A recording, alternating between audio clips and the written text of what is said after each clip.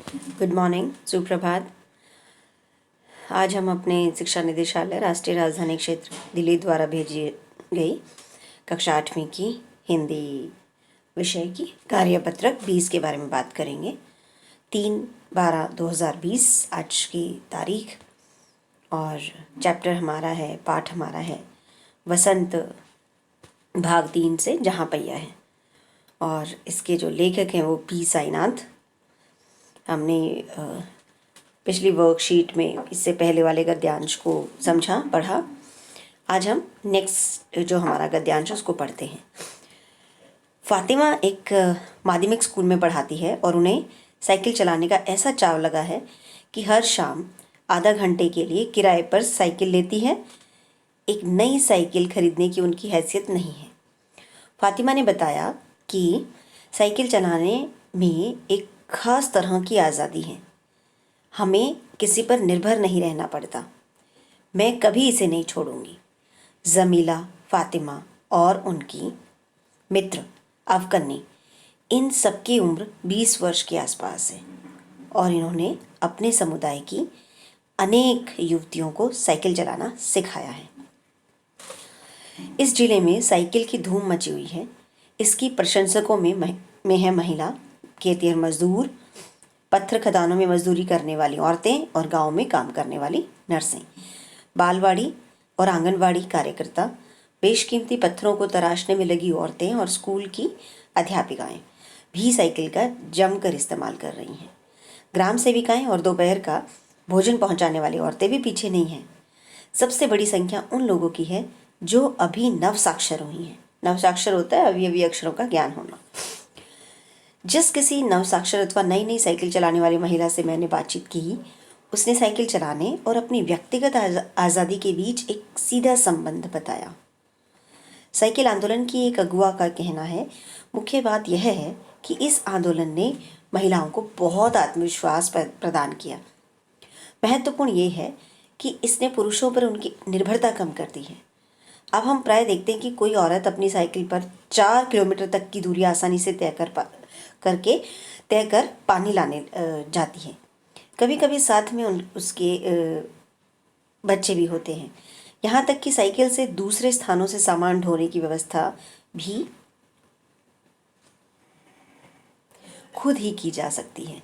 लेकिन यकीन मानिए, जब इन्होंने साइकिल चलाना शुरू किया तो इन पर लोगों ने जमकर प्रहार किया, जिससे इन्हें झेलना पड़ा। गंदी गंदी टिप्पणियां भी की गईं, लेकिन धीरे धीरे साइकिल चलाने को सामाजिक स्वीकृति मिल गई। इसलिए महिलाओं ने इसे अपना लिया। और ये हमारे शब्दार्थ: चाव, शौक, हैसियत, औकात, इस्तेमाल, प्रयोग, अगुआ, आगे चलने वाला। सो ये हमारा गद्यांश। और अब हम इसके क्वेश्चन पर बात कर लेते हैं। पुडुकोट्टई जिले में साइकिल का इस्तेमाल कौन कौन सी महिलाएं करती हैं? तो ये भी हमने पढ़ा है कि पुडुकोट्टई जिले में खेतीहर मजदूर, पत्थर खदानों में मजदूरी करने वाली औरतें, गांव में काम करने वाली नर्सें, बालवाड़ी आंगनवाड़ी कार्यकर्ता, बेशकीमती पत्थरों को तराशने में लगी औरतें और स्कूल की अध्यापिकाएं, ये सब जो है इस्तेमाल करती हैं साइकिल का। आपके अनुसार महिलाओं ने साइकिल चलाने और अपनी व्यक्तिगत आज़ादी के बीच एक सीधा संबंध क्या बताया होगा? तो हमारे अनुसार आप जब आप आंसर लिखोगे तो महिलाओं ने साइकिल चलाने और अपनी व्यक्तिगत आज़ादी के बीच साइकिल चलाना और व्यक्तिगत आज़ादी के बीच एक तरह से कहा कि उनकी जो है आत्मविश्वास बढ़ा है, साथ ही उनकी निर्भरता कम हुई है पुरुषों पर। और तो ये हम कह सकते हैं आत्मविश्वास पैदा हुआ है बहुत अच्छे से। नेक्स्ट है, पुडुकोट्टई की महिलाओं में साइकिल चलाने से आत्मविश्वास और आत्मनिर्भरता कैसे आए होंगे, कल्पना करके बताइए। तो हम कह सकते हैं कि साइकिल चलाने से आज़ादी महसूस हुई, जिसने उसे आत्मविश्वास दिया, अपने ऊपर विश्वास करना सिखाया, और साथ ही आत्मनिर्भरता आई उनकी, क्योंकि उनकी निर्भरता पुरुषों पर कम हो गई। अब वो अपने आप पर निर्भर रहने लग गई। तो ये इस तरह से आई। नेक्स्ट है, ग्रामीण महिलाओं के लिए साइकिल आंदोलन शुरू करने से पहले क्या क्या बाधाएं आई होंगी?